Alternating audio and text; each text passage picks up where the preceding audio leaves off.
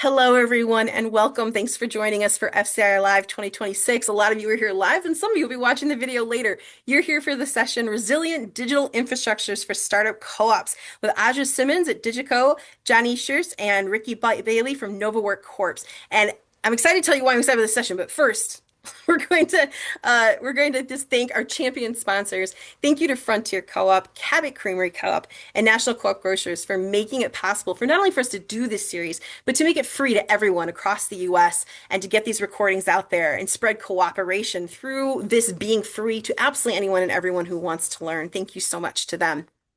So we're here today for the resilient digital infrastructures with startup co-ops. And this might not seem immediately like an intuitive appeal, digital infrastructures, but if you're a startup organizer, you probably know exactly why there's a session on this. And it's because for as long as I've been involved with startups, which is now 11 years as FCI and several years before that, people are saying, how do we track our information? What do we do with our stuff? Should we be using what's a CRM? Should we use that? Should we use spreadsheets in Google? Should we? Oh my God. And it is a really important conversation, much more even every year since I got started in this because data and information is really critical, right, to organizing and how we treat it. And I have no knowledge here, and no one at FCI has ever had any knowledge here. And we keep looking for knowledge experts to come talk to you about this.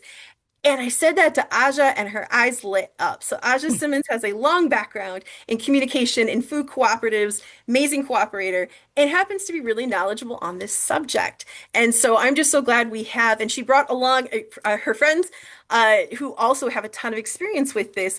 And so I'm just really excited because you guys have been begging us for more information about how to think about this as startups for years, and we haven't had answers.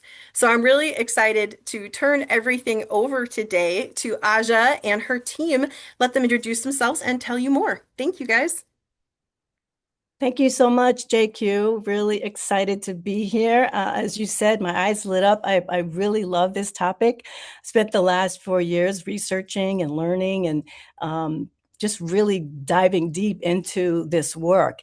And meeting Johnny and Ricky also just sort of expanded the work that I was already thinking about doing in a different way. And they're specialists in a lot of these areas, especially when it comes to security. So for those who don't know, I'm Aja Nadir Simons, founder of Digico Global Business Solutions. I'm also co-executive director for the Georgia Cooperative Development Center and Co-op Cosmos, which focuses on co-op education and coaching. Been in the space for about 20 years now. That number is climbing more than I would really care to say, but it has been a minute, and I've been working with cooperatives for, again, about 20 years, media activism, working with nonprofits, small businesses, and education and programming, just the list goes on. And as you know, when you're working in cooperatives, you wear a lot of different hats. So I've been in the spaces of member services, in the spaces of marketing, in the spaces of outreach, in the spaces of wearing all the different hats, the general manager hat, the board president hat. I've really spent a lifetime in the cooperative space and really love it and really passionate about it. And then moving into the development space about 4 years ago, really got to see a broader look at the startup side of things, right? And not just the food co-ops, but all the different types of cooperatives and the different types and sectors. And there are definitely some commonalities that they're all sharing when it comes to the digital landscape, the digital literacy, not knowing, fear, stress, all the things that are happening, not to mention AI that's now on the frontier, right? So it adds a whole other level. So really excited to talk about some of what I've discovered along the way, and also these practical strategies for building digital resilience in this changing environment. So thanks again, JQ and everybody for, allowing us to come and share and for letting us connect with you all again today. It's really good to connect with the food co-op community again. So when most of us think about starting food co-ops, of course, we focus more on the location, the product mix, raising member equity, And of course, these are critical for food co-op startups. In addition, though, today we know the landscape is becoming more digital, or at least we have to sort of hybridize, right? We have our brick and mortars, but we also have to have the digital presence. And every cooperative, whether they realize it or not, are also building digital infrastructures. Sometimes they're fragmented. There's, let me get a piece here, let me do a little piece here, a little Google Drive here. And so the idea is you just do what you can until you can do it better. And so we're going to talk a little bit about how to do it a little bit better.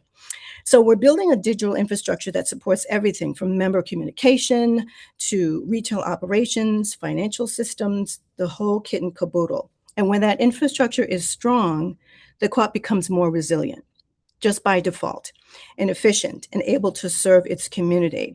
When it's weak, then even small digital disruptions can ripple across the entire organization. So, exploring today how to build resilient digital foundations from the very beginning or at the start, if you will. I'm going to go more out. I'm going to zoom out. And my partners, Johnny Church and Ricky Bailey, are going to zoom more in to, the details and diving deeper into the resilience and the security. So here, just briefly, we're just getting a snapshot of what we're really thinking about when we're thinking about this work. And so, as your startup, if you're existing, you already have an operation, right? But if you're startup, you don't quite have that yet, but you're starting to have that. Especially some of the co-ops now, as they're starting food buying clubs and things like that, like Diamond Hill Food Co-op, before they actually get to the broader, higher level retail operational stage. So there may or may not be an operational piece, but it's something to keep in mind. And of course, it's more leaning on the relational side because you're reaching out to the community, you're teaching people and raising awareness about what it is you're doing, why it's important for you to be a part of this cooperative, and what the needs are and solutions that this cooperative is going to meet. And so it's leaning more into relational on the cooperative side versus the operations. But also, we're also creating a digital landscape as well. So these are the three areas that we're actually thinking about as we're building and starting and growing. So think about, as we go through this presentation, we're going to touch on it a little bit later, but what are some of the tools that you are using? What are some of the tools that you would like to be using? What are some of the solutions? Think about that. You can post that in the chat and we'll revisit that as we go. Here's some quick stats. So skill shortage are some of the areas that people are concerned about and that we're having to do more training on. Of course, the economic uncertainty, some of the politics that are happening. We're also looking at more organizations identifying improving customer experiences, right? So especially if you have food co-ops or retail operations, there's an expectation, there's a level now that people are expecting in terms of your interactions, your payment processing, all of the things that make the experience smoother for you. And so this is another area that we're seeing that we want to take a look at as we're thinking about digital transformations in our infrastructure. More stats for us. According to a Darktrace report, 96% agree that AI significantly improves the speed and efficiency with which they work, but also 92% are concerned with the security implications of the use of AI agents. So there's all these counter information that's happening, which I'm sure many of you are aware of. So we're just thinking about all of that, considering all of it, and figuring out where we'd like to land. So aspects of the digital infrastructure: email systems for our outreach, CRMs, our customer relations management, for making things a lot easier and seamless in terms of all the different aspects. So your scheduling, your emails, all of these things are in one place versus scattered throughout your ecosystem or fragmented throughout your tools. And so that's part of what we're thinking about with the infrastructure. Also, the payment processing, what kind of cloud storage are you using?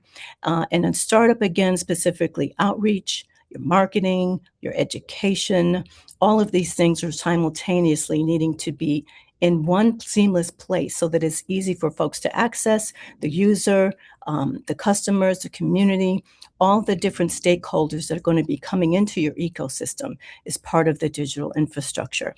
The people, the project management, collaboration tools, more specifically for cooperatives, are our emphasis. So the people are a really critical part. How are they going to be moving through the infrastructure? What is their journey going to be from beginning to end, from the time they find out about you to the time they join, to the time they engage with you, they may become a volunteer, whatever the case is. All of those aspects we're wanting to think about now. And with all of that, of course, you're going to have data. Data is going to exist. With all of that, access is going to exist. And because of those two, risk will also exist. Part of the digital infrastructure, why it matters, because increasingly this infrastructure is the operational backbone, especially if you're talking about platform cooperatives or you've hybridized and you have an online store or you're building a community or you have a CRM or an LMS for your learning management systems. All of these things are becoming the backbone that supports your brick and mortar or the co-op aspect, the association of people as well. So we're grounded in digital landscapes today, but we want to keep in mind the human resilience is really underneath it all. It's a huge part of the symbiotic relationship that we're looking to cultivate here. And so for cooperatives, digital systems support nearly every aspect of operations, but also the cooperative side of building trust, transparency, applying the principles and the values, the decision making, the community participation. And again, any disruptions to these systems really create a lack of trust and confidence in the organization. And we see this happen if something happens, people tend to blame each other versus the system or the process. And if you don't have a system or a process, they definitely blame each other and it creates a whole lot of havoc. So really having that backbone system that you can fall back on when things do go wrong, now you can look at the system. You can point to a point in the system where something fell down and you can repair it. The reality for startup cooperatives, we know limited technical staff sometimes, a lot of volunteer leadership, people just jumping in, growing digital complexity, all the different tools and solutions out there. There's confusion, there's stress, there's all these things, multiple tools, again, and fragmented because you're just pulling pieces, trying to do what you got to do with what you got, and not a lot of thought around how do we make this more seamless? How do we pull all this together? While today's conversation is primarily focused on startup food cooperatives, these digital infrastructure challenges really exist across the entire cooperative economy, and that's some of what I've been seeing on the development side. Credit unions relying on banking platforms and data security systems, worker cooperatives playing around with collaboration tools. Actually, lots of cooperatives are playing around with collaboration tools and community building tools. Housing cooperatives, they have property management systems now that they can just access on their phone and check different statuses on things. Agricultural cooperatives relying on supply chain logistics systems and things of that nature. So while the tools may vary by sector, the need for this digital resilience is growing and securing that infrastructure even more. Here's some of what it might look like. Cooperatives, we're uniquely businesses because we operate through ecosystem of relationships. So that's the cooperative side, our co-op difference. Members, boards, staff, suppliers, community partners all play different roles in the life of the cooperative. And the digital systems will help to connect all of these relationships and help them to be more seamless, help you to be able to have multiple conversations with multiple stakeholders simultaneously. I remember at the food co-op, usually, we had to stop one thing to deal with another. We had to have a conversation here, or this platform's not working, so we got to go over here and do this thing. And, and the trust gets interrupted. The efficiency gets interrupted. The relationship gets interrupted. So the more that we can create more seamlessness around these relationships and continue the conversations ongoing, the better we'll be and the more relational wealth we'll build. Here's our famous 4 pillars of FCI, food co-op development. Of course, the vision, the talent, the systems, the capital. And so I wanted to just touch on that because we also sort of wanted to build some pillars around the digital aspect of things. And so you still have vision. You're looking at the stakeholders and how you will connect through this infrastructure lens, the communication, the engagement, and nurturing those relationships that I just touched on. Your talent, your volunteers, your staff, your recruiting. How are you onboarding them? How are you training them? How are you nurturing those relationships? How are you motivating them, empowering them, and hopefully retaining them? So all the journeys and relationships, how you're engaging, can also be supported through these different infrastructure lenses. The systems you're creating for your outreach, your workflows, your business systems, all the things that you do manually, that you do repetitively over and over again, the things that you say over and over again, that you can make more seamless and put a little, make it a little easier for yourself and for those that you're engaging with. And so that's another lens to think about. And then looking at digital resilience overall, it's about reliable systems, it's about data stewardship, it's about governance, alignment, it's about cybersecurity awareness, educating staff on this, and leadership who can recognize and respond to threats when they happen versus, a week goes by, oh, by the way, this sort of thing happened and I'm not sure, but really being vigilant about things when they show up. Responsible collection, the storage, protection of member and operational data. And these are things that existing cooperatives think about, but as startups, you can think about it now and you can put it in place now as you build so that when you scale, you don't have to go back and patch, but it's already there. Again, our needs stack, member engagement. We may have an LMS, a learning management system. We know that P5 is one of the paramount principles. It's one of my favorites. I don't think you're supposed to have a favorite, but I love P5. And so your learning management system so that we can do more orientating. We can do more volunteer orientations, member owner orientations, community members. We can teach them and we don't have to keep stopping one thing to do another thing, but it's seamless. It's part of the journey that they take. And that can be all created and set up for you. The CRM, your POS, all these acronyms and co-ops, right? Your point of sale system. And playing around with apps when you can. We did that recently at Georgia Cooperative Development Center. And so this is some of the stack looks like for cooperative needs. We've got member databases, your POS for the operational side, your email campaigns, MailChimp, Constant Contact. Those things can be integrated into something called the CRM, where you don't have a separate email platform that you have to pay for. You don't have separate LMSs. They're all interwoven into one. But you can build those and add those pieces on little by little. Thrive, Go High Level are some of the tools out there. LMS, Learn World, SkyPrep, Thinkific. Community building, which we want to do more engagement outside of the shopping experience. So things like Mighty Networks, or building your own, which is something that Johnny and Rick and I really love to talk about, building your own platforms, whether it's an app or a CRM or something larger. And of course, project management. The cost of digital vulnerability. So again, small weaknesses can quickly create large consequences. Point of sale outage can halt daily operations. Data breaches can expose member information and damage trust. Ransomware can attack and lock financial systems. And some of you may have already experienced some of these. It's hopefully something you don't experience. But these are happening for many, around the world. Poor integrations between platforms can slow staff productivity and create operational bottlenecks as well. And so for cooperatives where trust and transparency are really central, these disruptions can have ripple effects. So we really, just outside of the digital world, building trust is something that, cooperatives really hold dear, right? It's we move at the speed of trust. And so we're working on all of that with the relationships, and you don't want to have something like something on the digital side, ding that after you've done so much work to build that strongly.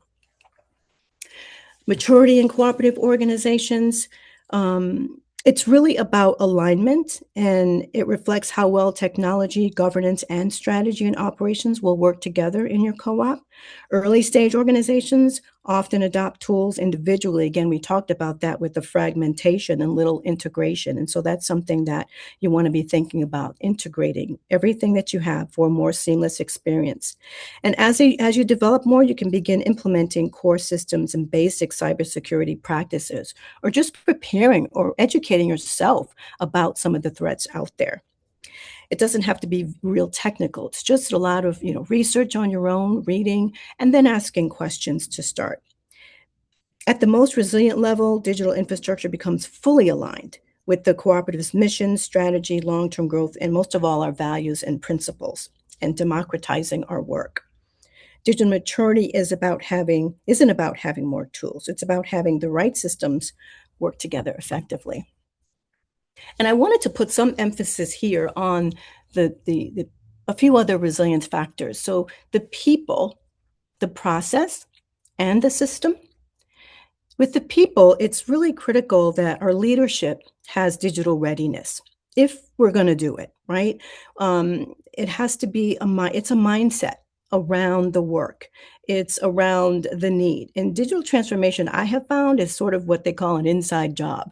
It's from the inside out. You sort of have to become something different inside in order to usher in what it is that you're wanting to do, whether it's in your business or in your life.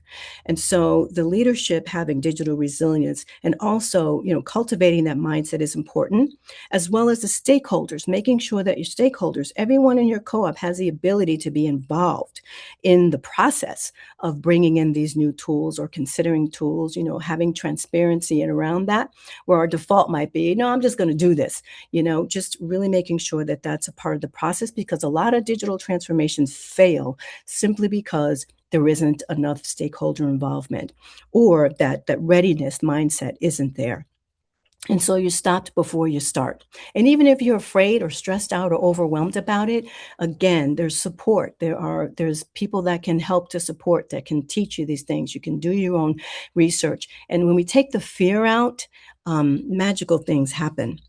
And the other part that I think is important is around the process, sort of knowing that it's a long game, that it's going to take time, and challenges and fires will come, and understanding that that is a part of the success cycle. So it's key that so that people don't snap when something happens, right? Building in that safeguard and guardrails to support when that happens, and preparing in your mind, don't bury your head in the sand, but burying in your mind that these are possibilities that are going to happen, and we're going to be prepared, not for everything, but that it's part of the cycle. And then lastly, the actual resilience of the infrastructure itself. And the more integrity that you can build into that system, the more flexibility you can build into that system, to the structure itself, the stronger and more sustainable it will be. And so it can take punches as they come and minimize disruption and dings on the trust that has been built over time. So I'm going to turn it over to Ricky and Johnny right now.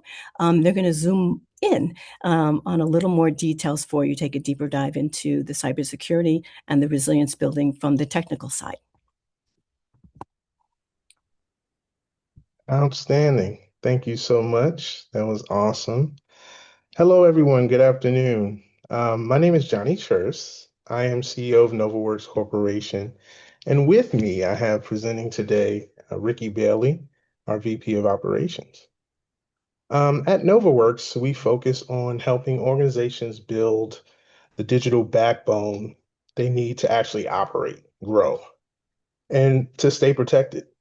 A lot of times when people hear the phrase digital infrastructure, they think it's only for large companies or huge budgets.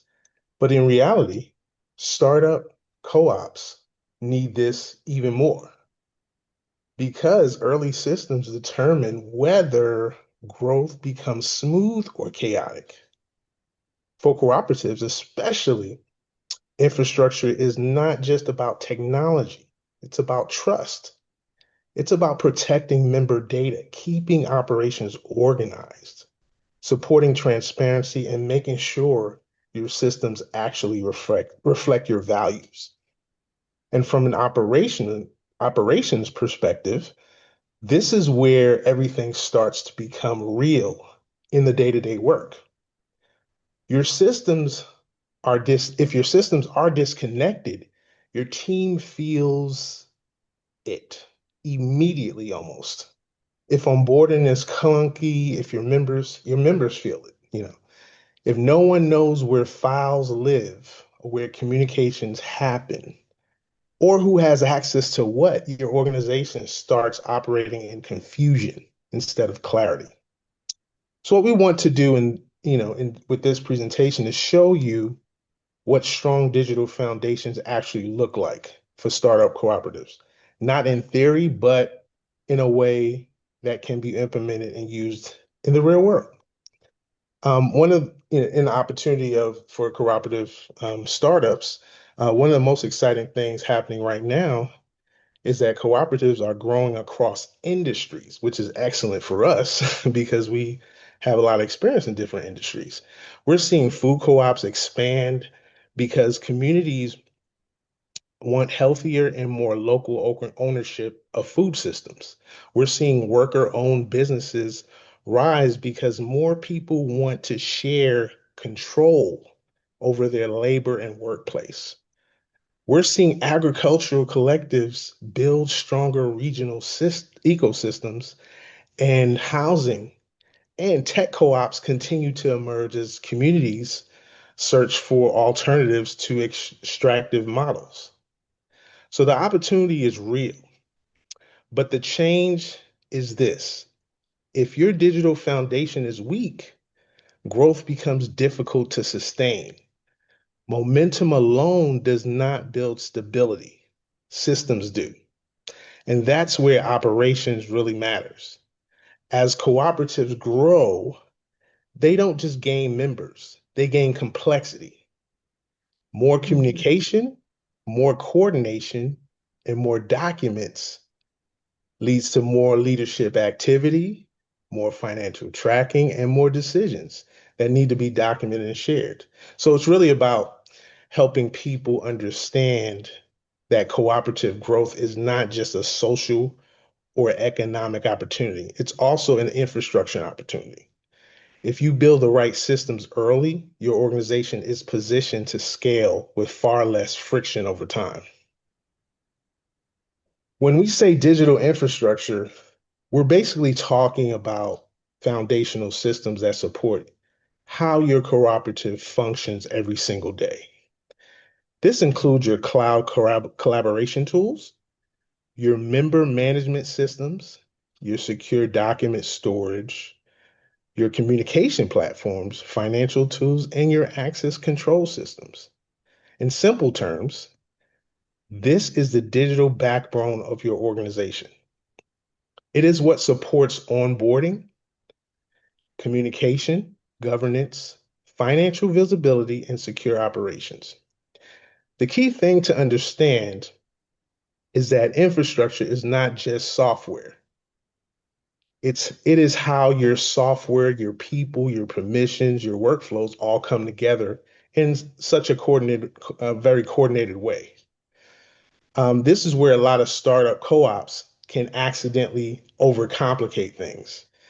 They may have one app for communication, another two for membership. I'm sure some of you guys have that together right now.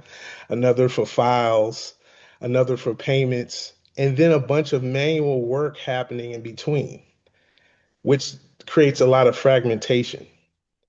What a good digital infrastructure does is reduce the fragmentation, okay? It creates clarity around where things happen, who uses what, and what data belongs where, okay?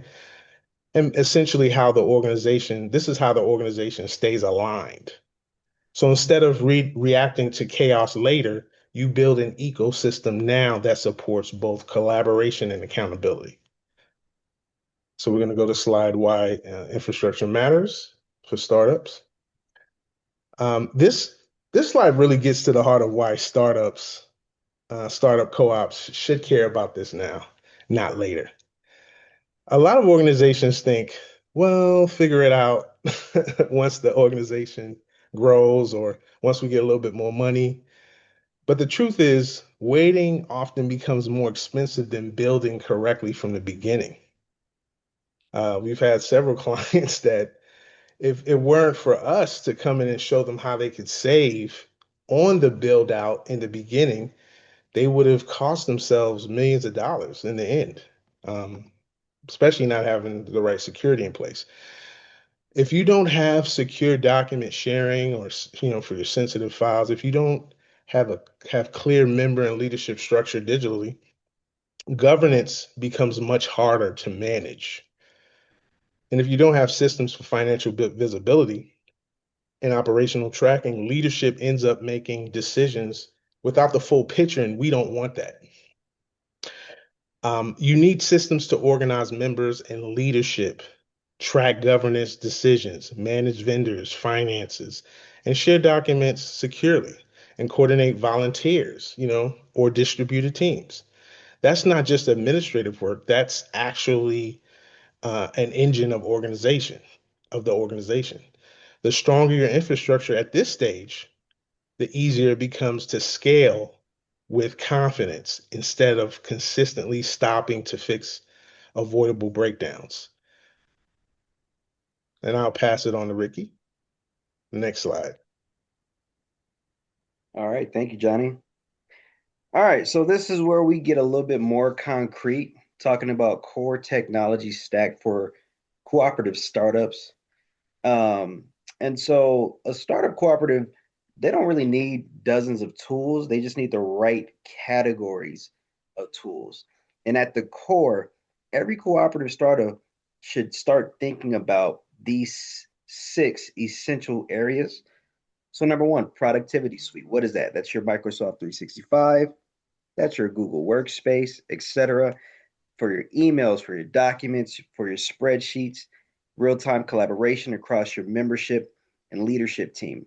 Then you have your document storage.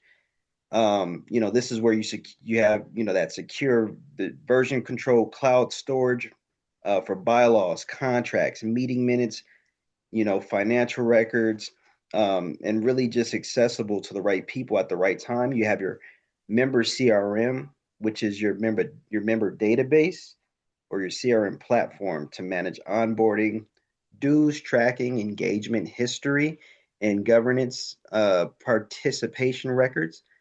Then you have your accounting software, and this is purpose built. So this is your QuickBooks. These are going to be all your co-op financials, your equity tracking, patronage dividends, your audit ready reporting. You have your project management platforms like Asana, Monday.com, or Trello to coordinate working groups, track those initiatives, and keep volunteers and staff aligned on priorities. Then you have your communication platforms. So Slack, Teams, whatever systems that you use to communicate across the board, and have those different channels for all of your different committees, your departments, even your announcements.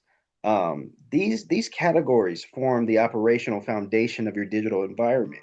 And what matters most is not just having the tools; it's choosing tools your team will actually use. So, for example, your productivity suite might be that Microsoft 365.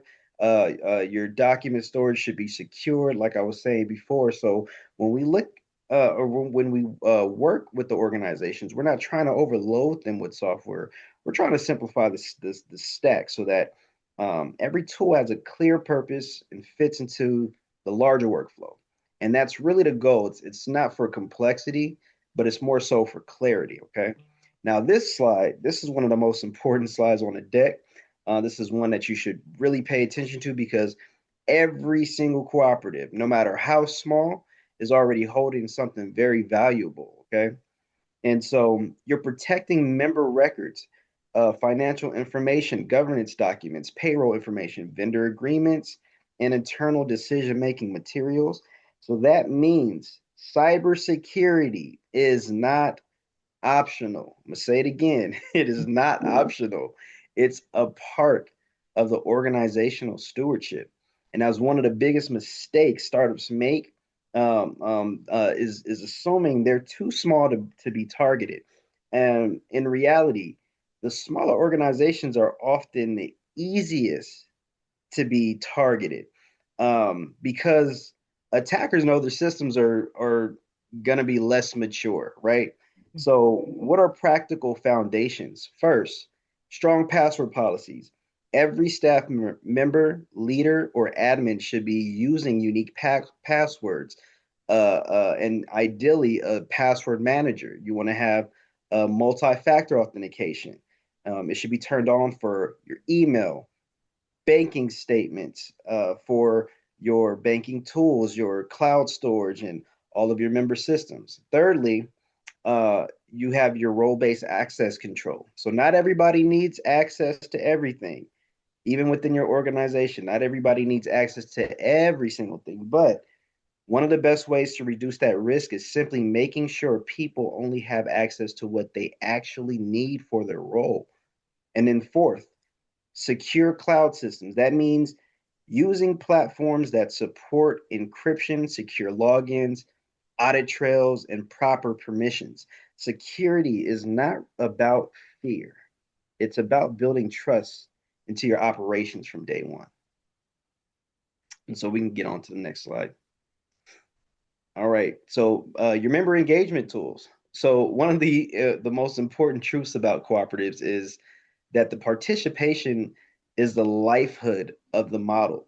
If members cannot easily engage, access info, vote, or even communicate, let's just break it down to that. If they just can't stay informed, then the governance weakens over time. So your digital infrastructure is not just about protecting operations, but it's also about enabling the democratic participation. And so this is where the right engagement tools make a major difference. You have your member portals. This is what allows people to log in to see their accounts, statutes, the dues, the announcements, or governance rights. Then you have your online meeting tools like Zoom, Teams, Google Meet. These things make it easier for members to show up even when they can't physically be present. And then you have your digital voting tools. This creates more transparency, and accessibility around elections and key decisions, and shared document libraries, making it easier for members to find minutes, policies, reports, etc., without always needing to ask leadership for access. So they'll already know what they're supposed to be doing, where they're supposed to be at because of that. So when the engagement is easier, participation becomes stronger, and that's how the infrastructure supports not just the efficiency but the ownership. And then implementation roadmap. This is what we're seeing here. And this is one of the biggest barriers for organizations, which is it's simply not knowing where to start, where to begin. But the good news is that it doesn't really happen all at once. Strong digital infrastructure is built in stages. It's a process. It's not just a one-day setup. These things take time, but this roadmap right here, it'll give you a practical sequence. So first, you want to have that assessment. You want to evaluate what you currently have. You want to ask yourself, what's missing? What does my organization truly need? And then after you figure that out, you get to your cloud setup, which is your core environment, your accounts, your files, your emails, your permissions. And then thirdly, your member deployment. This is your rollout, right? This is where implementing your systems for member records, your engagement, and your participation matters. Fourthly, you have your finance and governance. Okay, this is where you implement those financial controls. Okay, this is where your accounting tools, your access structures, your policies, and your operational controls begin to come together. And the reason this phased approach works is because each layer builds on the one before it. So you don't want to automate your confusion. You want to build order first and then you scale. That's how you avoid expensive rework later on. And so I'm going to go ahead and pass it back on to Johnny to talk about the technology stack. Hey, Johnny, before you start, JQ, can you just give us a time check? How much longer do we We talk so have we get? uh we have about 18 more minutes before I need to take back over and close session. Okay, great. Thank you. Awesome. Okay, Thank you. Johnny. Technology stack for food cooperatives. Food cooperatives have some unique infrastructure needs compared to other startups organizations. They're not just managing members and governance, they're also managing retail inventory, supply chain activity, and vendor coordination in real time. Um, that means their digital stack needs to support both cooperative governance and day-to-day store operations. So for food co-ops specifically, there are five critical areas to think about. You need a point of sale system that's reliable and that can connect transactions to reporting. You need inventory tracking so you can reduce waste, prevent shortages, and make smarter ordering decisions. You need vendor coordination tools so that deliveries, sourcing, and purchase orders are managed efficiently. And then you need accounting systems that understand co-op's specific financial realities like patronage, equity, and reporting. And you need membership management that tie the ownership side of the organization into the operational side. Mhm. And that's what makes a food co-op digital environment unique. It has to serve both commerce and community. And I'll pass this on back on to the next slide for digital supply chain to Ricky. All right, so this slide highlights something super important for local food ecosystems. So you got trust and you have traceability. So food co-ops often sit in the center of a network that includes local farms, it includes small procedures, CSA programs, and regional distributors. So that means they're not just selling products, but they are coordinating relationships, movement, documentation, and accountability across the entire supply chain. So this is where the digital systems become a competitive advantage. Your system should be able to track vendor profiles, sourcing agreements, purchase orders, delivery confirmations, receiving logs, pricing history, etc. And this matters because the more visibility your co-op has across the supply chain, the more efficiently it can operate, and the more trust it builds with members who care deeply about where the food comes from and how it was sourced and who was involved in getting it to the shelf. So this it's not just the back office admin. This is a part of the co-op's value proposition. Going on to the next slide.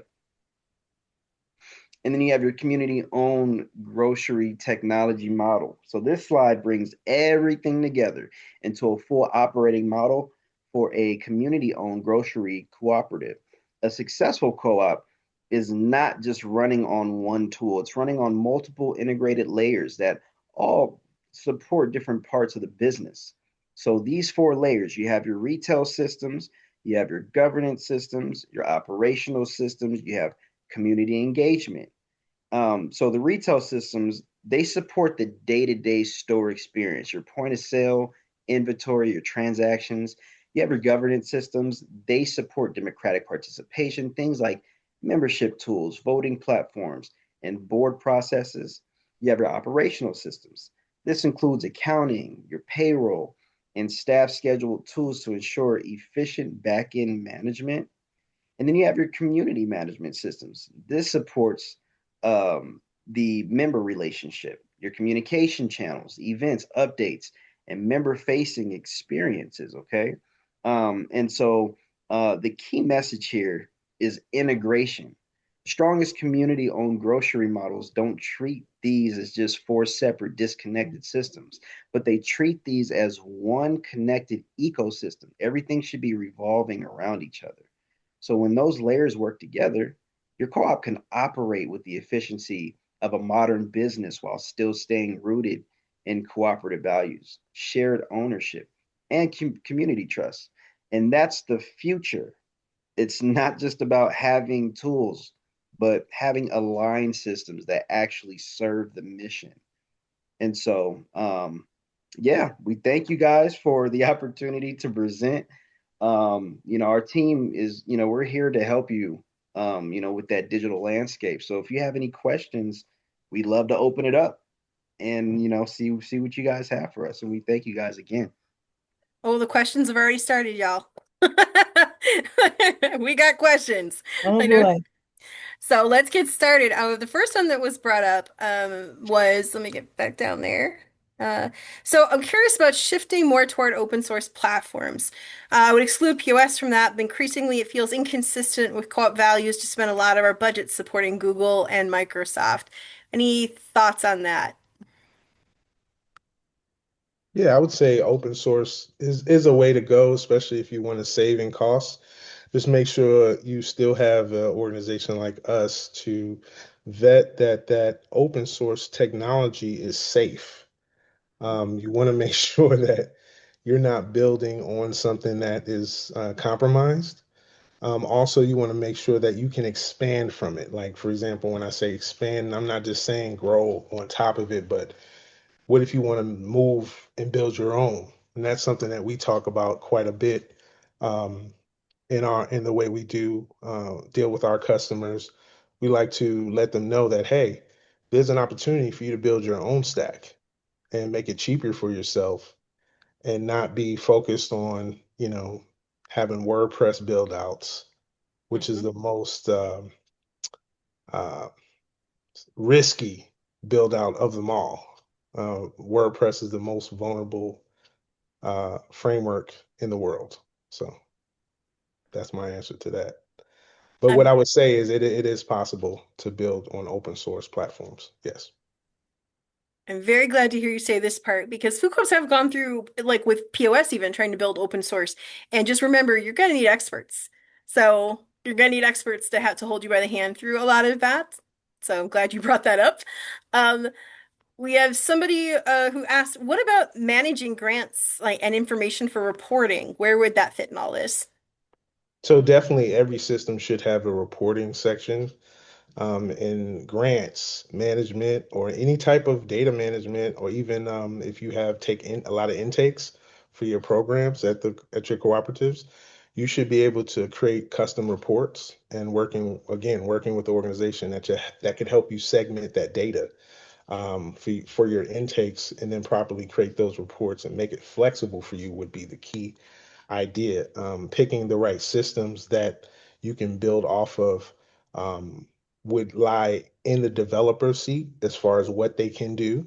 Hmm. Okay, so I wouldn't rely on what a software told you that it could do. I would also, make sure that it can do exactly what you need. For example, you want to be able to export PDFs possibly and or CVS data that is importable into Excel spreadsheets. So Excellent. Okay.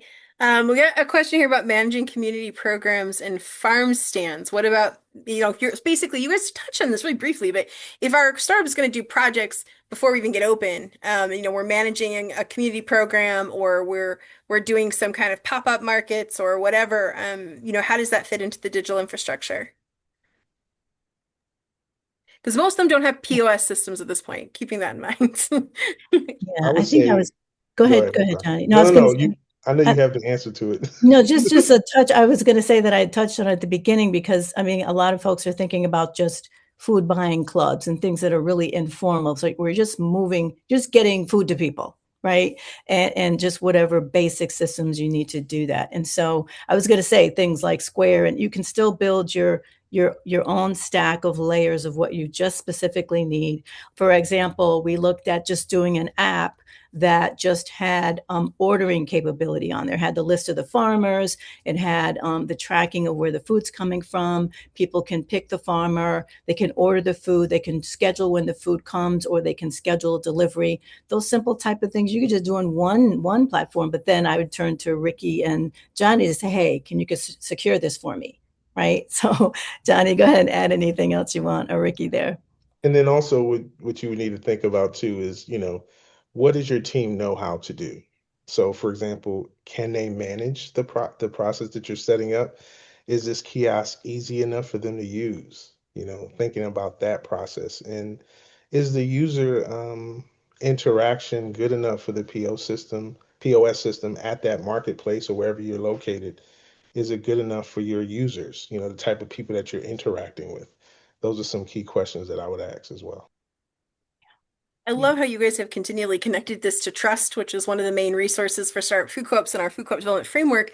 One of the questions I know it's going to come up is like, how soon to engage someone from the outside? So most startups, in the very beginning, we're in Google Sheets, and maybe we're in QuickBooks, right? And then maybe social media. And the CRM question comes up quickly. And for those who basically managing membership data is particularly in the early days a really big question for startups that don't have a ton of money and a ton of infrastructure. So I guess it's twofold, which is where do they start with managing member data? And the second question, so someone needs to a whole other one, which is when did they start engaging someone to help them think this through? Because the reality is startups have been asking us this forever, and the answer keeps being sometimes there's someone on their board who knows something about CRMs and ends up setting up really expensive big CRM, and then someone leaves. And like, when do you engage somebody to help you do this thinking as complicated as this has gotten, even as a startup? I'll I'll say let you like answer that, Johnny. as early as possible. Yeah. Like that's a part of your pre-development stage, to be honest with you. Like even before, getting into your POS system or launching the program, like you want to really be thinking about everything at the beginning. So yeah, that's where as early as you possibly can, like once the question arises, boom. Don't wait until you have everything set because it's going to be too late. Again, you want your system to really revolve around you and your organization, what you guys need, what you guys have, and you want that flexibility as well. So if you get into something that where it's too big or it's too small for your group or your org, that's where you already have a problem. So try to get into it as early as possible. I And would also say, I go would ahead, add to, Johnny. go ahead, We keep no, go talking ahead. at the same time. Go ahead. I would add to that, just build your Bible in the beginning, Mm, your yeah, requirements document. That's what we call a Bible in our world. For project management, you got to have the right requirements in place. And yeah, then something that you can go back and change as you scale, as you grow, later on is key. Someone put in the chat that they use Wix for the CRM. That's a good option. We have built out a whole social network off of Wix. yeah, Uh, but you still need a team like us to come in and assess it because guess what? You don't want to build it in a way where you're not able to extract your data. So you have to understand that data, you want to be able to extract your data and move on to another system later on, and that's the key. So yeah, it's all about having that requirement doc ahead of time to say, okay, we're going to use Wix, but then these are the things that we need to use or do so that we can extract our data and expand later into our own platform. So that's Mhm. the key. yeah. And Wix is a whole learning curve. This is something that So startups are running into a lot is the folks who are organizing a startup don't have a lot of digital infrastructure experience. Luckily, we're seeing more and more millennials come into it and who come with like some knowledge and a little Yeah. more comfort. Not that those of us in Gen X can't, I'm not saying, but not me and not a lot of y'all who call me. So, I'm like, and so I think that's the challenge. What I'm hearing from you guys is like, I think people think, well, we're just this tiny little startup, and so we can't call an organization to help us think this through. Mhm. And so someone did ask in the chat, how do we get a hold of you to have a bigger conversation? If you guys can answer that in the chat, because this isn't meant to be an ad.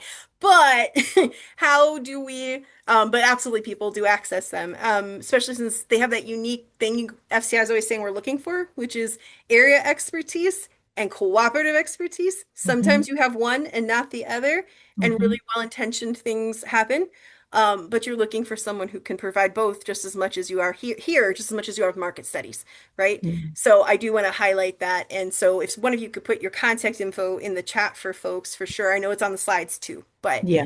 and the other yeah, thing I'm gonna say real I'll quick, put then it I'm gonna have in. to turn this over is please, I forgot to say, if you would like a digital copy of the slides, a PDF of the slides from today, you will get the video from us. But if you want a PDF of the slides, please put your email in the chat. We do not share your email without permission with any of our presenters, but if you put your email in the chat, that is permission to share it with them so they can send you the PDF of the slides. So now I will hand it back. Sorry. And I would Um, say definitely reach out to Digico Yeah, first. yep, Digico first. Yep. The reason why is because we really respect co-ops and what they do. We build all kinds of infrastructure, but we are a cooperative builder. And without the knowledge of Digico, we wouldn't be successful in what we're doing in the Mhm. cooperative space. So definitely reach out to Digico first. Thank you for that, Johnny. Yeah, we're cooperating.